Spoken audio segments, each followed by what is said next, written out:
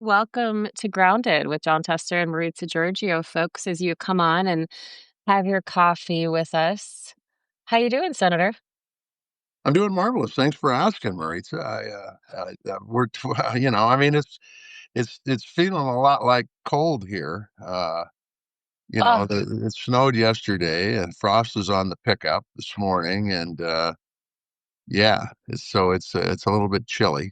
Uh, I'm not ready for it. I say that every year, but I'm really not ready for it. and then, as long as we're on here, we're going to leave and go pick up that 1942 Series 62 Cadillac. And if anybody out there that's listening has any parts for them. There's a few parts we need, and we found out that this is where you need to do a little more research. We found out that Cadillac made, like, I don't know, pick a number, 80,000 of them in 1941 and 1942. Since the war started, they made about 6,000 of them and then quit making them to make Oh, for the war. So parts are kind of hard to find, but once we get it fixed up, it'll be a real collector's item. It's in pretty good shape. so So, my favorite thing is that this podcast serves multiple purposes. And one yeah. of those purposes is to find spare parts for John Tester. Yeah, one of them, like my combine header. Now, it didn't come from this podcast, but I did. I actually got two headers. They weren't from this podcast. Oh, That doesn't matter. We had people who were calling in they were saying, "Hey, trying. maybe we can help you out," which we Yeah, appreciate. they were But trying. I've got Speaking to of go, the I've got to go get them, but I don't really need to. But what the hell? They were a paired bunch, so. Hey, choose as good as one, right? But my Uh, y guess is when it comes to a 1942 Cadillac, there's probably a lot of people out there that have access to that kind of stuff, right? Everybody. well, yeah, I mean, in my backyard alone, I have so many spare parts for a 1942 Cadillac. Well, that's what I mean. But you don't have any the parts that we need, so. Yeah, yeah.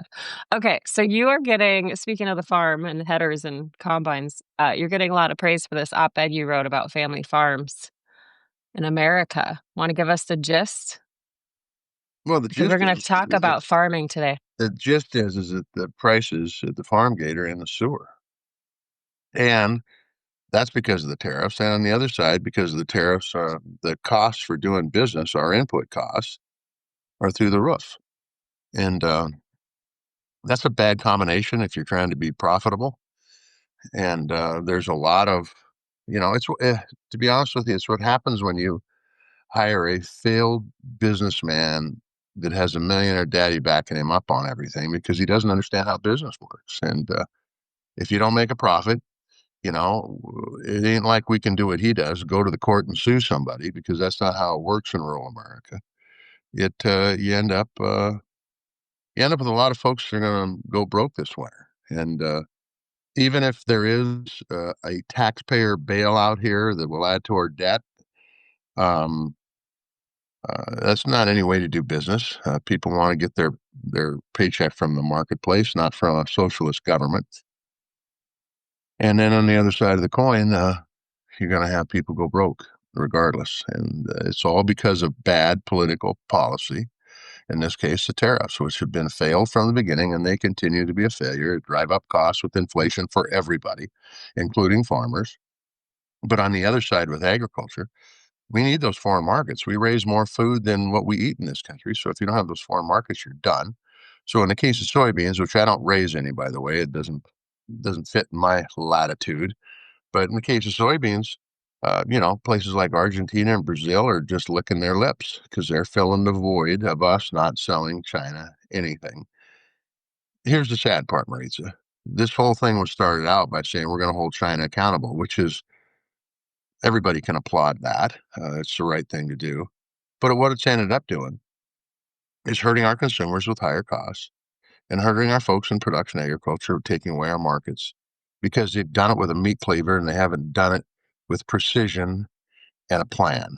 And it's ended up hurting the very people who support Trump probably 95 to 5, and that's the folks in rural America. And so I wrote an article about it and talked about the impacts of these tariffs and what's this doing to family farm agriculture and what it's going to do to rural America. If you combine this to what they did in the big, beautiful bill with cutting medical support for our rural hospitals, it's a recipe for destruction of rural America in this country. And then you add the issues with migrant labor, which Marjorie Yeah. Taylor Greene has been talking about, actually. We'll get to that. And then you add the bailout of Argentina, $20 billion bailout, when now all of a sudden China's buying their soybeans. There's a lot going on in this part of America. And we are going to talk to Representative Eric Sorensen today on our show. Not only does he sit on the House Committee on Agriculture, we'll talk about this, but he's also an actual meteorologist, like a former TV meteorologist who's now serving in Congress, which I mean, I never heard of that. I think he's only the second, but we'll talk to him about that a little bit later. But You know let's what this talk means? about what? Your grandfather could have run for Congress. That's what this means, and he Oh, didn't do it. I'm gonna have to read his book again because I guarantee he thought about it. I would Cool. be shocked if he never talked about that. By the way, I Um, talked just a second before we move on. I just got to tell you, I talked to some people from Minnesota, and I talked about this weather guy that had a name that rhymed with something, and they said, you mean Barry? Was his name Barry? Barry Zavan, the Yeah, weatherman. he said Barry Zavan, and I said that's the one, and he said, "Oh yeah, man, everybody knew this cat." So that's your grandfather. Yeah. See, Sure. you thought I was just blowing smoke up your ass. Well, Keep, I've always got to fact check you. There's just no doubt about that. Okay, so that's the way it yeah. goes. Anyway, go ahead. Talk about what we need to talk about. All right. How about the shutdown? We're Tonight at midnight marks 2 weeks since we've been in a federal government shutdown. Speaker Mike Johnson's basically saying at this point, this could be the longest shutdown in history. We had 35 days in 2018, 2019. Now, the president directed the Pentagon to pay military. Great news for them. They've started laying off other employees, though, more than 4,000 so far across 7 agencies, about 1,000 at HHS. But then the Fed said, oh, oops, that was a mistake. They reversed some of those. Meanwhile, it's being reported that the special education staff within the Department of Education is decimated. Yeah. Well, look. So the longest shutdown in history so far was during the first Trump administration, and that shutdown existed because the president wanted that shutdown to happen. I don't remember the reasons why it ended, but it ended probably I because do. of political pressure. Well, why did it end? Tell me why it ended. So, partly because of air traffic control and safety in the skies, and the FAA employees said we can't do this much longer, and it was over the border wall and money for the border wall, and Trump finally backed down off of that. Yeah. So he wanted that shutdown. There's no mistake about that. He thought that was a good idea. It wasn't. He wants this shutdown. And when he thinks it isn't a good idea, he will tell his minions, Johnson and Thune. And by the way, I wish they didn't have to call them minions. I wish they could call them congressmen or senators, but they do everything he wants them to do. He will tell his minions, well, this is enough, so let's get a deal, and they'll have a deal. And but right now, Trump's loving this shit because he can fire people in government. He can take away people's trust of government. So then he can swoop in and say, "Oh gosh, see, democracy doesn't work, but I do." Yeah, we'll put some more tariffs on and run some more farmers out of business. Okay. Anyway, you get the drift. I mean, this is hitting all of, across our country, across all departments. The transportation secretary, Sean Duffy, went out and basically said, hey, if you call in to work as an air traffic controller and because you're not getting paid, you're going to get fired. And I was filling in at Scripps last week, and he was on the show. I asked him about this. I asked him about the messages that it's sending to federal employees, including the memo from the Office of Management and Budget that said furloughed workers might not get paid at all. He wasn't very happy with that. Oh, timeout. Well, time out. I mean, you're as a news reporter, you're holding our public officials accountable. How dare you? You're asking them Well, tough questions. How could he you was ever not do that? happy. Huh? He wasn't happy. I landed on his social media pages. That's all right. Well, I just Uh, want to say something before we go, and I very seldom give you compliments, but I will oh, say no. thank you for being a reporter that wants to get to the facts to let people know what the hell's going on without worry of, oh gosh, if I ask them this question, the network's going to fire me. And you went after it. I appreciate that. Well, thank you. Meanwhile, we have this whole thing. Last week, we had Representative-elect Adelita Grijalva. She was on last week talking about how she hasn't been sworn in. Guess what? She still hasn't been sworn in. It's been 3 weeks since her special election. She posted a message last night on Instagram directed solely at Mike Johnson, House Speaker Mike Johnson. And she said, hey, Speaker Johnson, listen to this. I'll be in DC Tuesday, today. So let's get this done. Think that's going to happen? No, because they don't want the Epstein files to go out.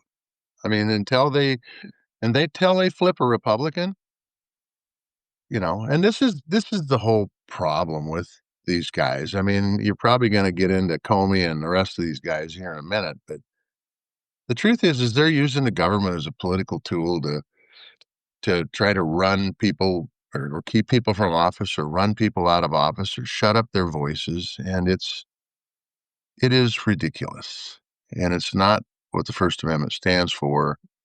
And by the way, it's not what they ran on when they ran for office and got elected back last year about this time. They talked about openness in government and talked about getting rid of the deep state. And guess what we found out? They're the deep state. Unbelievable. Well, we have to talk about the praise that the president and the administration is getting over this deal in the Middle East. Yeah. Israeli hostages finally being released on Monday. I mean, the videos are just incredible. So many videos of reunifications, and it's hard to imagine what that's been like for those families.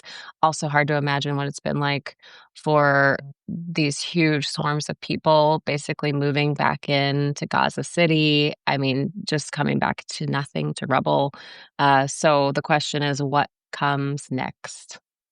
Yeah, that's really the question. How does this happen? How are they going to get folks together to help rebuild Gaza? Is the violence really over with? I, along with everyone else, gives the president big kudos on getting a ceasefire and getting the hostages out. I think that's due damn time. I mean, this conflict for over 2 years. And holding Bibi accountable because Bibi's been a loose cannon from the beginning. So it's good, but in the end, I'm going to just tell you this: as somebody who has always been on Israel's side, the damage that's been done to Israel over all this crap worldwide To is never going to be it's never going to be fixed. I'll just tell you that they got a long ways to go because they have been an aggressor among aggressors, beyond the pale when it comes to getting even and hurting a lot of women, a lot of children, and but give the president kudos. We got the hostages out, the ones that were left, and yeah. and hopefully this is the And lasting peace. We'll see what happens moving forward. That's the acid test. And now, we're hearing about aid moving into Gaza to help all those people. And, I think the president said yesterday it was already moving. I don't think that's quite true, but people are working on getting aid into Gaza because obviously there's a They lot of need need it. there. Yeah, they need it. Yeah. Okay, today is the day that Pentagon reporters are supposed to sign on to a new set of rules, basically, that says they can't gather or report anything that's not officially authorized. So basically, do their job gathering information. Yeah, Yeah, ask tough ask questions. tough questions. Report things you find out that they don't want you to know. The new rules required reporters to sign this pledge to keep their press passes. I think they have till 5 p.m. Eastern to do that. A whole bunch of news outlets said, no, we are not signing that, including Newsmax and the Washington Times. I think that's a big deal. Uh, well, good. I mean, I think that's good that they're doing that. I mean, the truth is, just for the people's perspective here, this is the largest budget in the government. Its budget is as much as the other 11 appropriations committees, if they ever did their work, would be combined. And we're not supposed to have the press asking questions Well, they because can ask because questions, you've but they got a can't guy report. Well, okay, can't report it. Well, I mean, what the hell? Has a tree fallen in the forest? Does it make any sound if nobody's around? Okay, same thing. You can ask questions if it doesn't get distributed to the people.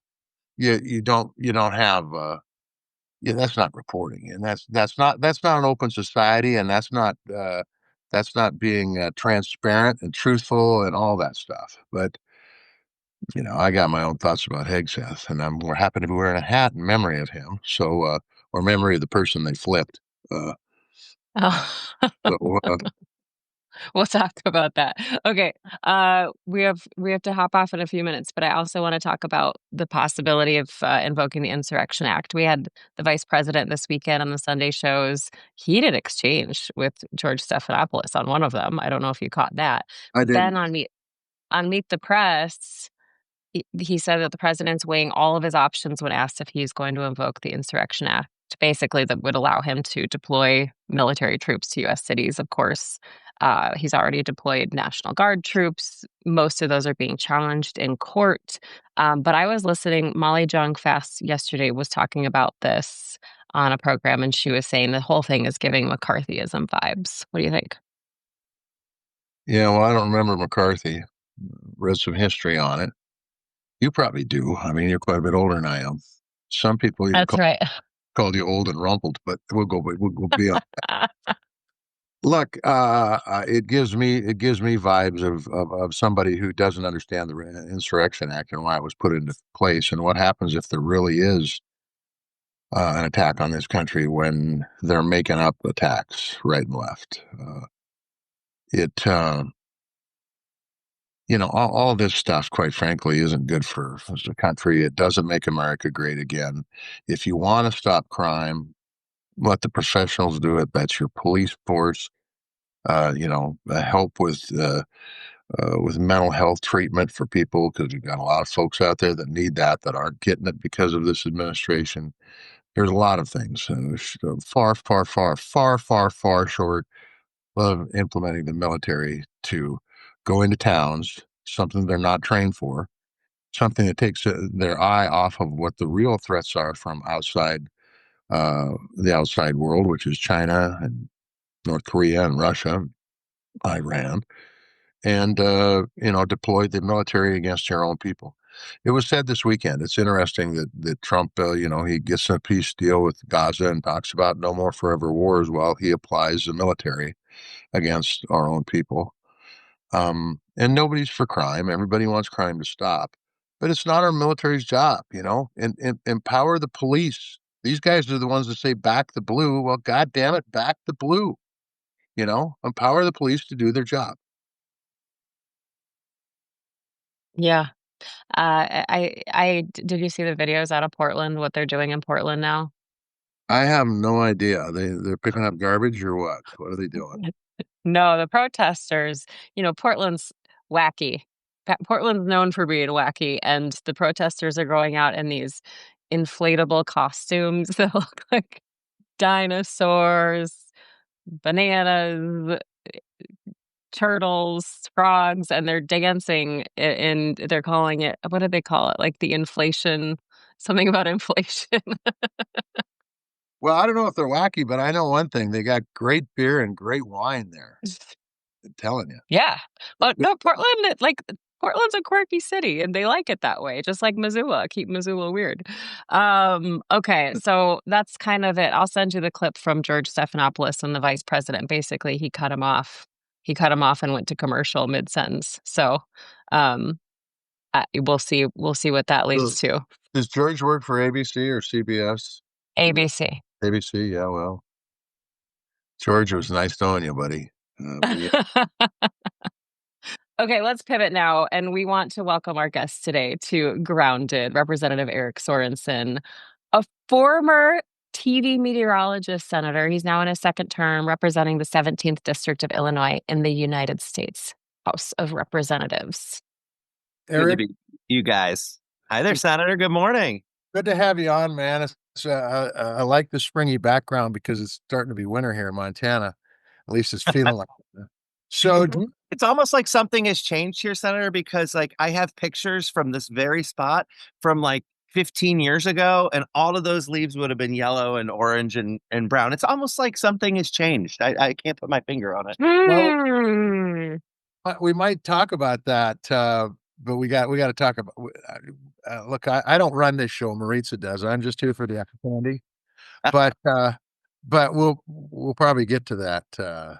You want to do that right now, or do you want to get the shutdown first, Maritza? So that's the question. Either, well, I think that's related. I do want to ask Climate though. change is related. Climate change is related to the shutdown. Well, what I want to ask him about is the National Weather Service related to the shutdown because Oh, we're in the middle of hurricane season. We have a lot to talk about. But my Yeah. first question is this: how do you go, as somebody who has been in local news for a long time, how do you go from being a TV meteorologist to a member of Congress, and which industries more dysfunctional? Oh, that's hard. I'm gonna punt that one. I will Great. answer. I got to think about what the answer is first. So first Okay. things first. I, as a meteorologist, I worked in small market television. I didn't have dreams of going to Chicago or New York or LA. I mean, I worked in Lufkin, Texas, Tyler, Texas, Rockford, Illinois, and Moline, Illinois. That was my career. But the majority of that career that I had as a meteorologist, the only thing that I wanted to do when I was a kid, the majority of that was right here in this congressional district. Like I didn't want to leave. I put down roots here, and I kind of felt like, and I didn't know it at the time when I quit my job, right? I had to take that leap of faith. I looked through the filing cabinet and I pulled out my contract, and it was kind of like oh, beep, I can't believe that I could leave here. I could leave my job and run for Congress. See, I didn't want to be in Congress before my congresswoman announced on our morning news program that Oh. she was leaving, that she was retiring. Sherry Bustos was our congresswoman here for 10 years, for 5 terms. And, she did a really great job as a Democrat in a rural area of winning over and over and over again. And kudos to her, because over the years, I was like, as someone who identifies as a Democrat, right, with these Democratic big D values, I'm like, she did it. She figured it out. Right. But then as soon as she announced that she wasn't going to run, we had all of these politicians jumping in. And I'm like, I don't think they're going to be able to do it, nor do they have Mm. the reason of service. I kind of feel like I served the people when there was that tornado warning or blizzard warning Right. is the basement or when to get off the roads. And so why is it that Rockford, Illinois and Moline, Illinois are in the same congressional district? Right? I couldn't answer these questions. Why we're going through a pandemic. We didn't have enough people speaking truth to science as we were learning it. And I'm like, there were so many things. And I thought to myself, I can't guarantee, this goes to your second question about the dysfunction of morning television. We all know fewer and fewer people are sitting in front of the TV. Everybody is going here. The thing that is worrying Hmm. me about broadcast news is the fact that we didn't learn enough from newspapers, right? We didn't learn enough that when the newspaper came to the front door every morning, people didn't have the time to read it in the morning, and then the newspaper went in a pile. Same thing for broadcast news and local journalism. Local journalism and the big conglomerates that now own it have got to figure out how to sustain it. Because if we don't have that local journalism, we're going to have lies run amok on this thing. It was We the same. are. It was the same thing that I was. I was the person that was competing against this thing, right? Because Ugh. I'm like, it wasn't just a 30% chance of rain. I'm like, this thing can tell you that there's a 30% chance of rain. I got to tell you why there's a 30% chance of rain, or why right now in a completely overcast sky, it's not going to rain. Right. So I'm like, I was explaining that why, to the point where the people here, when I was running for Congress, they're like, oh, wait a minute. I like that guy. I can trust that guy. Right. It wasn't that I said, oh, you can trust me. It was that I already earned the trust. Yeah. And that's how, the people elected me in a 7-way Democratic primary. I was up against a Republican challenger who had done this earlier, trying to take out Sherry Bustos. And guess what? I got my seat in the It's Congress, and then incredible. yeah. Yeah, it was like one of those unlikely stories where I doubted myself through the whole way, but it turns out I didn't need that self doubt. No, well, that's why you won, because the truth is if you think that you get into a race and you're not gonna lose, that's a big mistake. You can lose just as well as win, and I wanna go back to something you said because I think it was interesting. You said that all these politicians got in and you didn't think any of them could win. Tell me you were right, but tell me why. So here's the thing is I feel like I'm in this purple district that somebody's taken some red food coloring and there's a drop going into my district every year. Okay. So what we have to do, and I think this goes to testament, for instance, you, Senator, you figured out how to serve a state that maybe was getting 2 or 5 or 10 red roads, right? And you were able to do that for a long time, right? So here it's different, right? So I about 4 miles over that way is the headquarters of John Deere and Company. They've John Deere. This is the hometown of John Deere, right? But nobody's speaking to the farmers. Nobody, like I was the one that was on TV that was actually talking about climate change on TV. There were only three of us back in the day in 2008 that decided, oh, we need to be able to talk about this. And I was one of those. Thank goodness, right? But I earned the trust of the people to be able to talk with them. And I never talked about policy or politics. I said, here's the science behind it. And if this is a political issue to you, it's politics to you. But for me, I'm a meteorologist. I'm just going to give you what I know. Right. And so the farmers here, they get it. And I'll never forget at orientation after I was elected. Okay. You only get one orientation. And at breakfast, I'm an early riser. I get up early. So I was always at breakfast before anybody else. And I would sit at the table and you don't know anybody. And Republicans would come and sit down and I'd introduce them. I'm like, I'm from Moline, Illinois. This is not Chicago, right? I like to say I'm in eastern Iowa. And we got talking about weather, and I said, yeah, I was talking about you know climate change to farmers, and they elected me. That's so funny, Eric. You were talking about no, it's true. You can't tell a farmer that climate change is a hoax because they know you're lying to them. Pale. That's how you turn immediately these Republicans pale. But the next question was so interesting, Senator, because then they said, "How did you do that?" I said, "Yeah, I'll tell you how I did that. There's a plight. I was understanding what they were going through, and I wasn't using politics, as a you're with me or against me. And I said, you guys got to figure that out because your farmers are going to turn on you. Simply put, and that's what we're seeing today.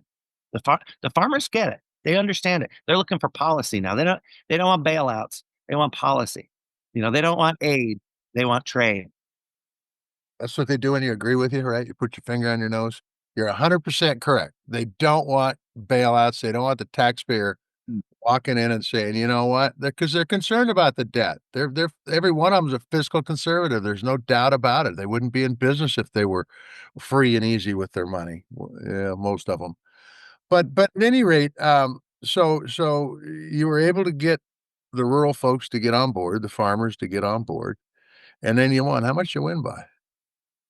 So the first one was 4 percentage points. Okay. Jeez, landslide. God dang. We So could so only that's we could only dream for those kind of margins. Yes. Keep no, going. I'll tell you, Senator. I used to have brown hair before this job. Remember me being the weatherman. I have brown right here. So here was the thing. So I get to Congress and I take my seat on the agriculture committee, not because I was a farmer, but because I'm like, I have to do this. Also, Sherry Bustos was very, very effective on the agriculture committee. So I'm going to continue to do the work that she did. Okay. And then I'm on the Space Science and Technology Committee, SST. We do some really cool shit with NASA and the National Weather Service and all of this stuff. I was an avid, right? So here's the thing. The farm bill is coming up in the committee. I never told anybody outside of our circle how I was going to vote, but I listened to the farmers and they wanted me to vote yes. And so, right, 2023, I voted my conscience and I voted for my district and I voted yes on the GOP farm bill. That was a test. right? Because the people here that I was serving, they needed to have a proof point that I was here to do their job, did the job for them, Right right? on. Yeah, yep, yep, yep. And so like and I knew that this is going to take some work before it got to the floor of the house. But in the committee, yeah, there's enough here I can agree with. And so I was one of only, I think there were one, two, three, four of us, four Dems that voted for it, right? Here's the thing is that helped create the friendship that I needed with our chairman, GT Thompson.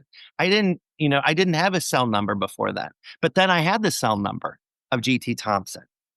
And he's like, what are you going to need, Eric? And then we work together. And now with Mhm. our ranking member, we're working together so that we can get the shit done before the end of the year. Right. So it was that. How's that going to get it done before the end of the year? Well, we got to keep the government open. I'm like, so here's the thing I tell farmers today. I'm like, the door was closed. Now the door's closed and locked. Right. So Mm. we need solutions, and there's no way to get a solution because right now only Thune and Johnson have the keys to open the door. That's Right. right. It's not us. I don't have a key to open the door. I don't have a key to start the government. Yep. No, it's 100% correct, by the way. And we had a Substack call here earlier, and we've been in other ones too. The longest shutdown in history was the first term of President Trump. Trump likes these shutdowns, and he's gonna continue to advocate for this shutdown until he gets political pressure to stop it. And then he'll tell Johnson and Thune, fix it, and they'll fix it. They'll go and talk to the Democrats, and they'll get a deal because there's a deal to be had, a pretty simple deal to be had. But for these guys to stand on TV and say, you know what, it's not our fault, it's their fault, it's their fault. Look at the majorities in the House, the Senate, and who runs the executive branch. Right. They can talk. They can have one finger. Well, they can have one finger pointing at it. But the truth is, if they use this hand, they got three fingers pointing back at themselves. Okay. Yeah. So it's crazy. Anyway, congratulations on running a good campaign and congratulations on representing your district. That's the way it should be. There's far, far, far too much political bullshit going on in Washington, D.C. It, right now. Far worse than when I was there, by the way. Far worse. Everything's about politics now. Everything. And the people who don't think it's that way, just turn on your TV and listen. Because every move that's been made is about Democrats versus Republicans, or should I say, Republicans versus Democrats. Because Democrats got no stroke because they're So help us take a peek into what's happening. I mean, I know you might be as in the dark as we are, but where are we? I mean, have you heard anything from your colleagues in either the House or across the hall of the Senate to say we are getting anywhere, or is it just, I mean, shake up a magic eight ball and see what it says? right. So I will say, I think that we're standing on, on the right thing, right? It is healthcare. Because I mean, go back to farmers for a minute. They're buying their own healthcare. They can't afford it, right? Small business owners, they can't afford it anymore, right? If you want to start up a business, if you own the bar and grill down the street, you got to buy your own healthcare. You can't afford it anymore, right? And I hear that over and over and over again because here's the thing: is yeah, we may be fighting for the ACA extension, but it's a bigger thing than that. It's the fact that everybody's health insurance is going to go up by $200 to $300 every month. It's unacceptable, right? And guess what? The folks that are in charge and the majority, they ain't doing anything to help out people, right? And so it does give us something to say, here's what we are for, not just pushing back against Trump that we hate that guy. And I'm like, he's the worst president that I can imagine. It's not that, right? He is the president. I can hope that he does the right things and makes good decisions, right? And you know what? I give him credit for what's going on in the Middle East, right? But here's the thing is unless people get back to the table, unless people start negotiating, this is going to just continue down this rabbit hole. And real people are starting to hurt.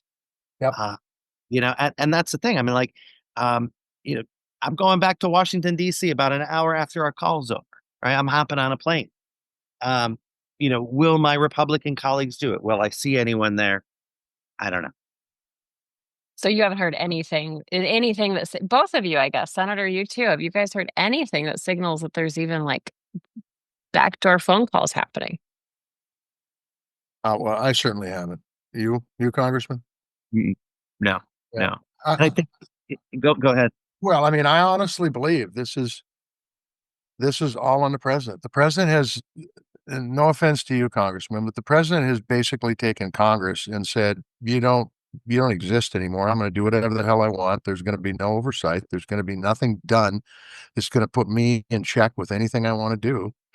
And so it's the same thing here. And I think this thing doesn't end until President Trump says, you know what? Politically, this is hurting me.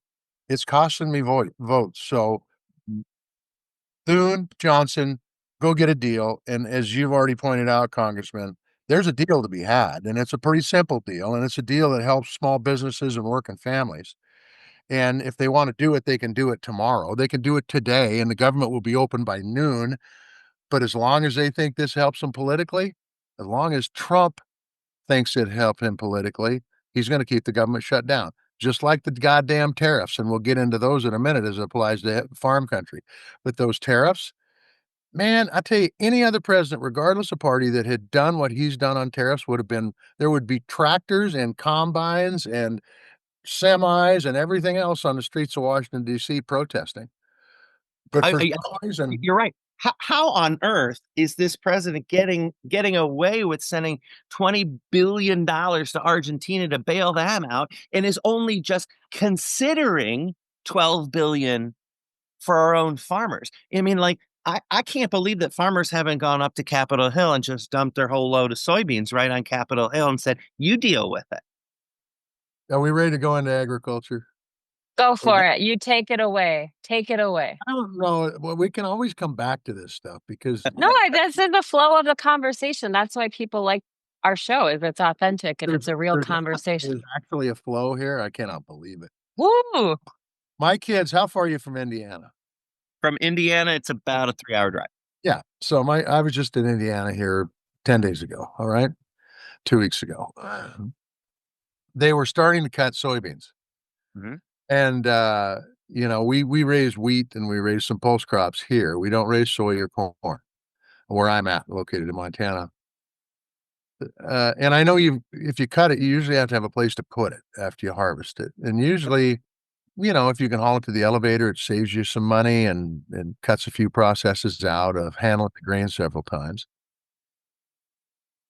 But here, the bins are all full and they put it in white bags. There's white bags all over the place, little silo bags full of grain because the market's been shitty now for a while. And it's gotten worse over the last 9 months. And when I was in Indiana, they didn't appear to have the kind of storage we have in Montana. There wasn't a lot of grain beds sitting around. And these guys, quite frankly, didn't know what they were going to do with their soybeans because they don't have a market right now. Yeah. They don't, they don't, they can't get rid of it. Okay. Now this is like having a restaurant and you don't have any customers. Okay. The same thing. This is farmers, they got no customers. Why? Because the customer they did have, the president's taken that customer away. And that customer mainly was China. Okay. And instead of buying soybeans from a farmer in Illinois or Iowa or Indiana, they're buying it from Argentina or Brazil. And Yeah. so, can you give me a thought on what farmers are telling you out there on the ground? What they're saying? Because Yeah. there's going to be a lot of them go broke. I'm just telling you, subsidy or no subsidy, there's going to be a lot of them go broke. Yeah, they're running out of capital, right?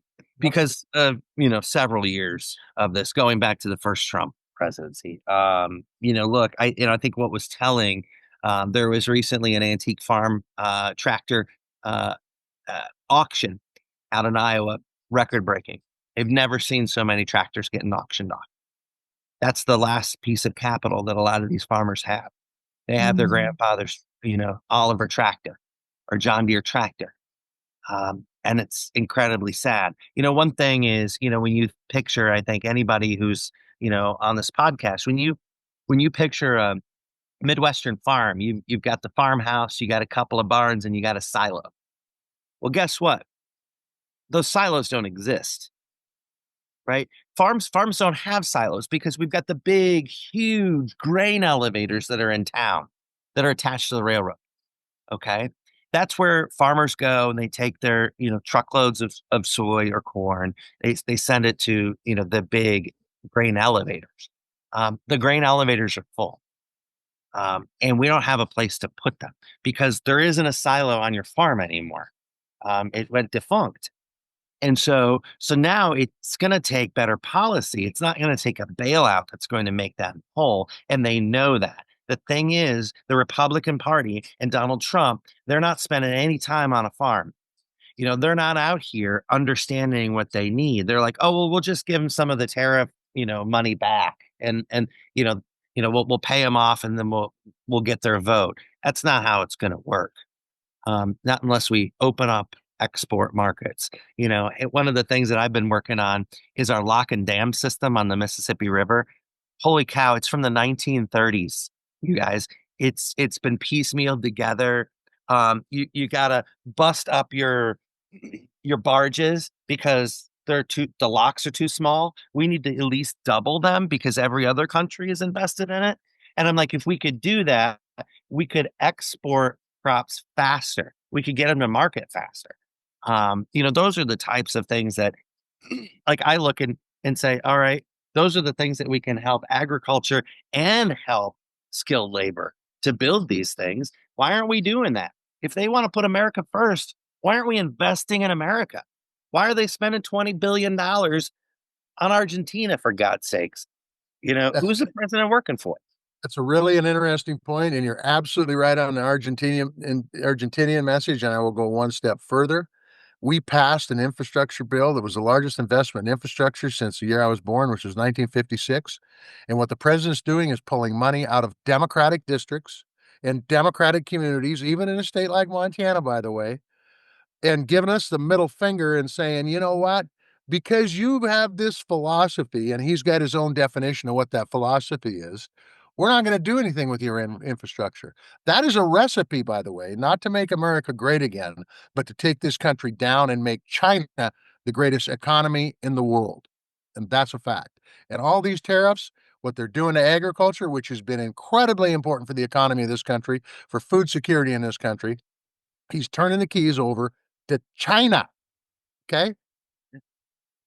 I mean, So, the guy Trump just took $54 million out of clean energy products that money was already supposed to come to my district. It's not to yeah, this.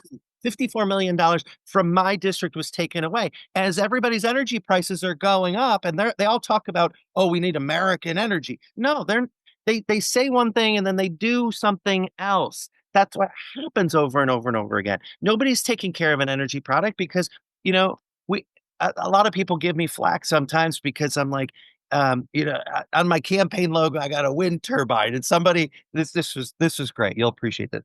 The very beginning, oh, Sorensen is just this, Green New Deal guy, which I'm not, right?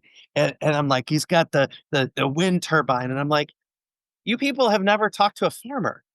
Farmers need to have the wind turbine that covers that much of their land because when they get a bad crop, when they got a drought or a flood or a derecho knocks all their corn down, you need to make money. They're going to make money off of that wind power that they're yep, selling back. And I'm yep. like, you people don't get it because you're just stuck in this Washington, D.C. bubble. And they're sucking the Washington, D.C. bullshit too. And they're sucking a lot of bullshit. I'm telling Yeah, you. and power bills are rising twice as fast as inflation, and Yeah. they ain't doing anything about it. And you want to talk about increasing the amount of energy in the grid, which is the key to lowering prices. This administration has taken all solar and wind off the map.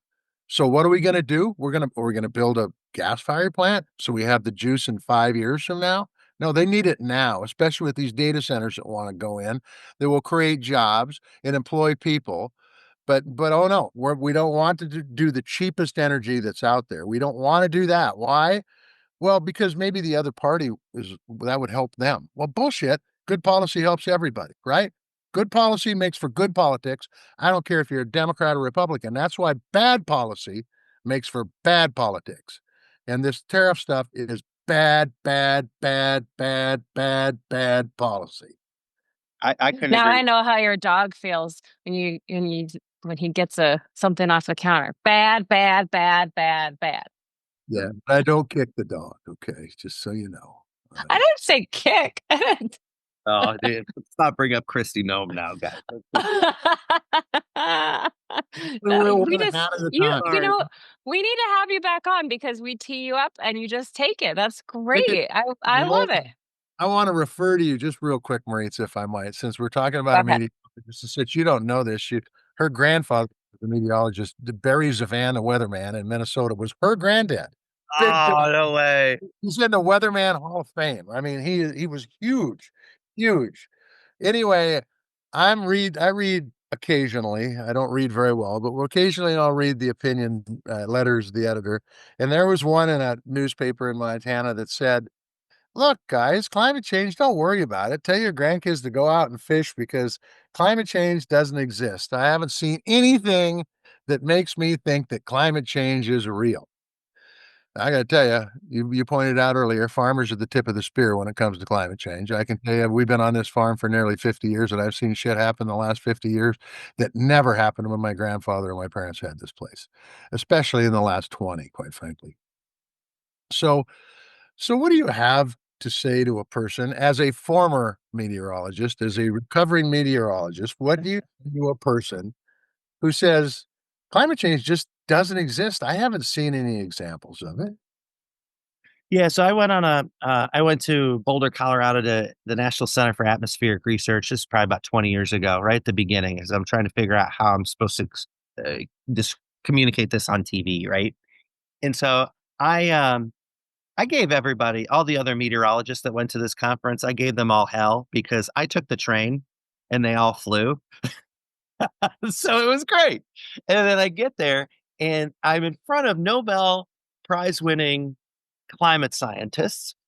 And I said, how do I explain it? I'm like, there's so many people, even my father-in-law, that's like this, you can't make me.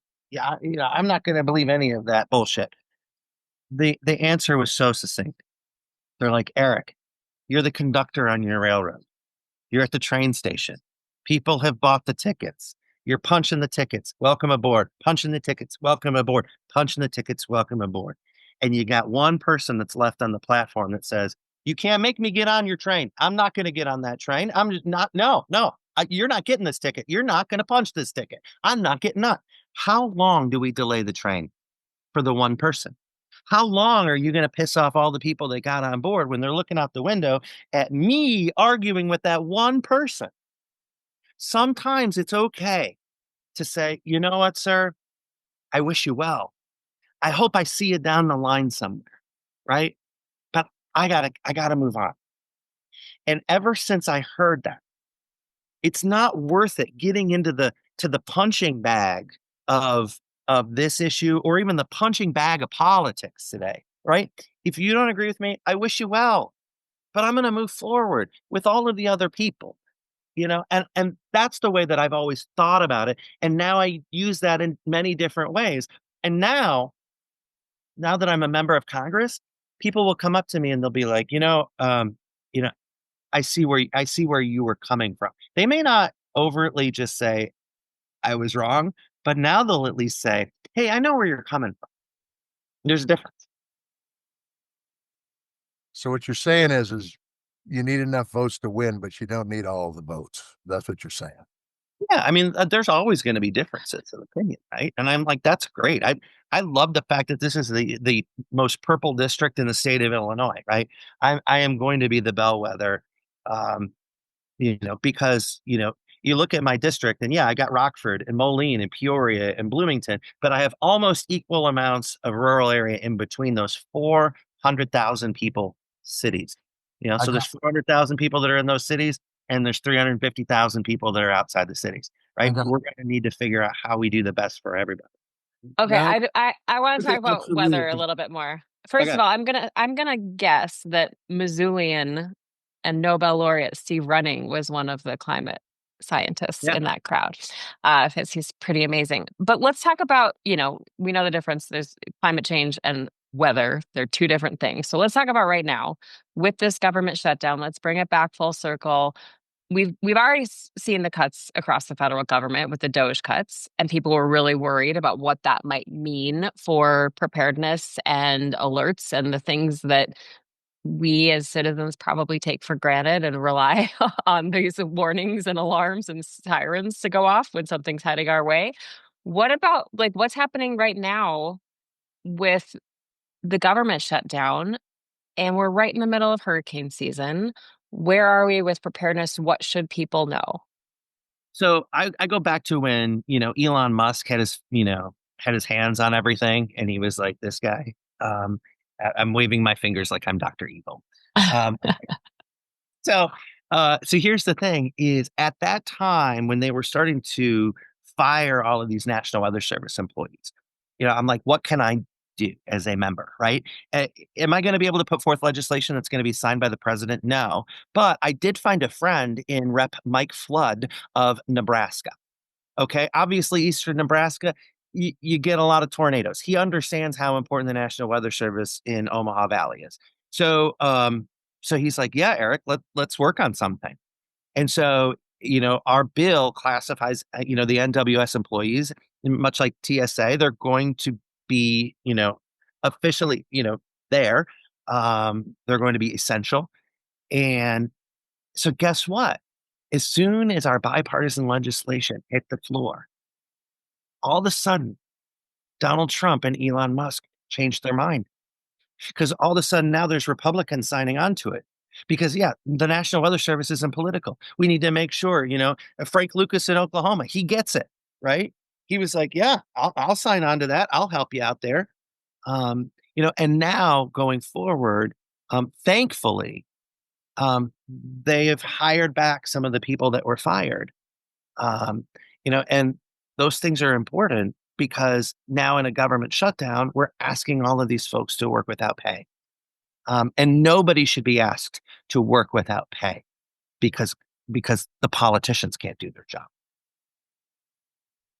Do you think it's affecting the work? I mean, I know that they're worried about air traffic controllers calling in sick. Are you worried about that at the National Weather Service? Because I gotta say, like, it's a grind. It's a stressful job, and if there's no guarantee you're going to get paid in the next however many weeks or months.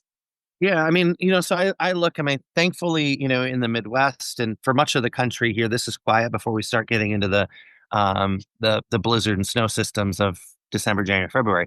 But like certain NOAA websites, they're down. They're, social media channels they're not being updated. You know, only those things that are necessary are being maintained. I met with a lot of the hurricane hunter folks that work in the Air Force Reserves, and I thanked them all. This past spring before hurricane season. Well, now they're going to put their life on the line, fly into these hurricanes without getting paid. And now the government isn't going to spend as much for these reconnaissance missions. And so it means that, if we get a hurricane to have the cone into the United States, there's going to be more error in those forecasts, putting more people at risk, and we can't allow those things to happen. Those are nonpartisan things. Why are we letting those things happen?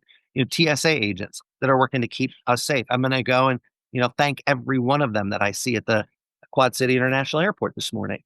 Because they're going to work without pay. And on top of that, Kristi Noem, have you guys seen this? Kristi Noem has a new video that's going to be displayed at the TSA saying it's Democrats in Congress.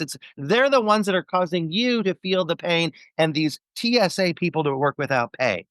It's absolutely bullshit that she would do that, violate the Hatch Act in every airport in the country that is going to display that. It's just absolutely atrocious that is no ethical boundary left in this That, administration. that ethical boundary needs to be enforced by the courts. So where the fuck Right. are the courts at? Right. And so we're going to need to file lawsuits. In fact, I'm leading a charge now, Senator. When I get back to Washington, we have a letter that's going to go out, and I hope that we'll get just as many Republicans to sign onto the letter as we do Democrats. What's That that letter say? What's the letter say? basically that Kristi Noem in the Department of Homeland Security has no authority to put that message in front of the American people. That is a political message. Violent, By saying that it's just Democrats that are causing this problem. If she went up there and said the dysfunction in Washington is causing you to have a bad experience, yeah, that probably would be fine. But saying that it is political, that's a violation of the Hatch Act for every instance that that's displayed. Mhm. and I did see though. it's more on her than it is on the Democrats. She's part of the administration. She could help stop Right. this. Again, I yeah, She I is go the back. reason for the season of government shutdown. I go back to the point I made earlier. Like, I don't have the key to open up the door. The only people that have the keys are Mike Johnson and Senator Thune, right? They're the only ones that have the keys to unlock the doors. So you can't blame Democrats here. Well, they Did you can't just say that Kristi Noem is the reason for this season? of government shutdown of government shutdown season. Okay, one of it's one of the okay. She's got her seat right next to the president. You think she's telling the president? First of all, I can I I can don't think see it's the impacted her one iota. Okay. I can see the Christmas ornaments now. Instead of Noel, it says Noam. Okay, I just have to say that there are some airports pushing back. Seattle, I think Portland, Charlotte, Vegas, they are not airing that. They're not displaying that. But I know that you have to get on a plane, Representative Sorensen. This has been a great chat. We would love to have you on anytime. I mean, I know John likes just talking about farming with somebody because I have nothing to offer in that realm. I have that's false, but I have a question. I have a request for you. Okay. When you get on the floor of the House, Yeah. you start talking about meteorology and meteorologists. Could you bring up Barry Zavan, the weatherman, just as a point of reference? And it'll make Maritza very proud. See, There he is. There he is. there's the man, Barry Zavan, the man. There's a van, the weatherman. That's Uh, that's that's so cool that that's a part of like your family's history too. Like Thank in you. fact, I'm good friends with Paul Douglas. Now, Paul Oh, Douglas. they were close. They were good friends. Yeah. Oh, so there you go. So Paul Douglas was at WCCO Channel 4, and I got to know him early in my career, and we touched base. So I'll have to bring you know Oh, them up. but Barry, I mean, he was eccentric and quirky, but yes, everybody in Minneapolis has a Barry story, and Paul is amazing. We talked about agriculture. Now he has to hear us talk about meteorology, but Paul has done amazing things. I mean, like just transformed the way that we predict weather. It's just been incredible what he's been able to do, kind of as a side hustle. The last thing that I want to bring up is the fact that like without meteorologists like pushing themselves, like we're not innovating, right? If we're not pushing ourselves forward, we're not innovating. Like and through this job, I get to go on some amazing congressional delegations to other countries. The thing that Americans don't realize right now is we're handicapping ourselves. The rest of the world is pushing forward. They're innovating. China is innovating faster than any other country right now. And this administration is just, they're holding us all back. It's not about putting America first in anything. They're holding us back in everything. And About putting God, um, that's got to change because I don't know how long we're going to be able to go. Because, we're the most powerful country in the world and we're going to dip down by so many different ranks.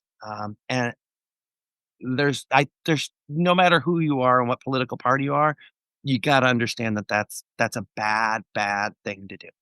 Yep.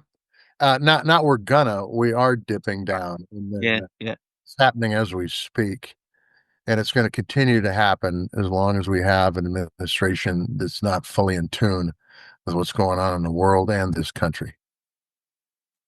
So I will tell you, any meteorologist that's listening to this podcast, Eric at ericforillinois.com, I will give you all of my secrets because I will tell you, being the first meteorologist in 50 years elected to the U.S. Congress, right? I feel like I went through a jungle thicker than what's behind me on my deck, right? And I went with the sharpest knife, and I'm just hatcheting away to create a path that I didn't even know was going to work. But now that I'm in Congress and I realize Meteorology is more important than a poli-sci class because guess what? Meteorology, you understand what service is to your community. You understand how you take care of them. You understand you go back after the disaster and you say, how can I help? Um, Now we need other meteorologists who have earned the trust of the people to do this because I look back at that path. I don't want that path to get overgrown before the next person walks on it. Oh my That's God, we're gonna see Congress overrun by meteorologists. Look at this. I like it. The uprising. nerd alert. Nerd alert. Hey, No, big nerd right here. I just want to tell you, and Eric, and this is not being critical of you, but meteorologists don't get it right all the time. I mean, No, Oh, we've no. heard that joke before. We've heard Yeah. that joke before. it's, You it's know what? not. I complete that joke, Senator, by saying, "Oh yeah, I had the only job where I got paid to be wrong every day, and now I went to Congress because nobody's expecting them to get anything right there." Well, ain't that the? Well, I'll tell you what. Oh my gosh. Well, it's been a pleasure to chat with you. We appreciate you, sir. And I hope you'll keep us informed as to what the heck's going on back there. Right. And anytime you guys want to take the show on the road, I mean, like we could go to John Deere Commons right downtown Moline. Oh, We could sit on tractors and do the show. well, Chester does sit on a tractor sometimes while we do the show. That's truth. Yeah. And he told me because I sat on a John Deere tractor in a museum a few months ago and I sent it to him and he said the green ones are the expensive ones. Green for a reason. You got to have a lot of green to make that purchase. I'm telling you, But I'd like to go see John Deere. I think they make a hell of a product. I'll just tell you that. I think they all make a hell of a product, You And know, the problem is right now is farmers can't afford to buy anything. As you pointed out already, they're selling off things that have been in the family for generations just to try to make the ends meet. It's a sad, sad state right now in this country. And if it doesn't change, it's going to get a lot sadder. right. And we're seeing that here in East Moline, Illinois, where Harvester Works is, where every John Deere harvester is made. We're seeing those folks at the plant get laid off. It seems like every year you get ready for another layoff. And, when I look at how we're going to fix that, we need to put more money in the pockets of farmers with good policy. And nobody is doing that right now. We Right. need to fix that because that means that the UAW workers that are on the line in East Moline, they're going to have a future. Their kids are going to have a future there. John Deere is going to have a future as one of the most recognizable international American companies in the world, right? And I'm like, if we don't do something, then those are going to go away. I don't want a foreign country to buy John Deere. I don't want hedge fund manager to buy John Deere. No, no, no, no. No. The Americans that buy the stock in what John Deere builds, they own the company. John Deere moved to Moline, Illinois in 1832 because he invented the steel plow and he needed a water wheel on the Mississippi River to move the parts to make the steel plow. It runs deep in like our DNA. Mm, And mhm. so if we can never ever give up on that. I always say, when I talk about climate, for instance, like, I'm a guy that understands we have a climate crisis, but you know what? Farmers, they don't want a Green New Deal. They want a Green New Tractor. I think, okay, first of all, let's take this show on the road. I would love to come down there. But second of all, this has been the best Minnesota goodbye ever. You know what a Minnesota goodbye is, Senator? Yeah. It's when it takes a long time because we keep talking as we're leaving, walking out the door. But I hope we can stay in touch, Representative. I would love to, you know, Yeah. stay in touch about all of this stuff. Anytime, you guys. It's an honor to be on the show. And Senator, thank Okay. you so much for your work and continuing to use your voice. Man, we need it. We need it now more than ever.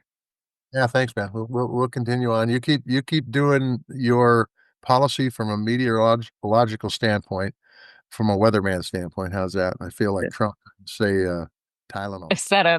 Acetaminophen. I Um, answer I answer to anything. My mom used to call me by the dog's name and I'd answer. I'll answer to anything. it's all good. Anyway, good to have you on. Take care. Be well. Safe Stay well. travels. Senator, thank you, Maritza. Good to see you. You Bye-bye, everybody. too. So we have a lot to talk about for next week. We also have to get going, but tell me about your hat, Senator. Well, it's a hat from Iowa, and it just states the obvious. We're all going to die. That a senator from Iowa had said during a all meeting that probably wasn't appropriate when she said it. It probably wasn't a good answer to a question about why they were cutting healthcare for rural America. And somebody gave me this hat. I can't remember who it was. I guess well, maybe it was you. So I figured after wearing the Green Bay Packer hat last week, I've got to get back into good graces. Even though it's Packer colors, but that is my bad. I bought it for you because there is a store based out of Iowa called Raygun. And I love this store. It's hilarious. And it's all political messaging, not all, but a lot of it. And so they put up this hat that said, Iowa, we're all going to die. And I thought, I need to get that for Senator Tester for his birthday. So there we go. Well, thank you very much. Happy birthday to me. Um, Thank you for the gift. Happy birthday to you. Okay, so next week we have a few shows. We are going live with Sherry McMahon, America's government teacher, on Wednesday. I'm very excited to talk to her. So She is just why is she called America's government teacher? Tell me. She has this following called the Governards. And basically, she explains civics, how things work, news stories in ways that are really simple to understand. She goes back, she unravels things that are complicated, and she answers questions. And so she really teaches like basic civics, but in a fun and entertaining way, and also succinct. Like it's easy to consume. And so more than just teaching about things, she has she has done just incredible public service because she says, hey, this person has this medical debt. We'd like to pay it off for them. How much money can we raise, governored community? And they raise hundreds of thousands of dollars to send to this family or that family when they're hit with tragedy. It's really an incredible community. I'm very excited to talk to her about everything and how she stays sane through all this. And then next Friday, we are live with our friend Heather Cox Richardson on Substack. So this is like a dream week for me. Like two strong, smart, incredible women that I look up to greatly. And you. Oh, no, no. Get out of here. So I look for. I mean, I look forward to. Is it what was it Aaron Parnas that said the biggest mistake we made in this country is not teaching our kids civics? Yeah. And that's I agree with that, and I've actually used that line, and I haven't agreed to him, and I should have, but what the hell? And then so it'll be good to hear from Sharon McMahon, and then Heather Cox Richardson's a superstar, and Always. to visit with her regardless of what. But chances are, by in 3 or 4 days, the shutdown will not be solved. I hope it is, because Yeah. if it talk about how it got solved, if it isn't, we'll talk about why this is so screwed up, among other things, moving forward. And we can also talk next week because the next time, unless we have a surprise, a surprise show, which does and can happen, but the No Kings protests are this Saturday, so we'll see what those look like. Okay, you can find us on Substack, Blue Sky, Instagram, YouTube. You can shoot us an email at groundedpcast@gmail.com. We are so grateful for this community. It only works because you're here with us. And we want to thank our guests, Representative Eric Sorensen, our friends at Pearl Jam for letting us use their music. And of course, all of you. We'll chat again soon. Tally ho.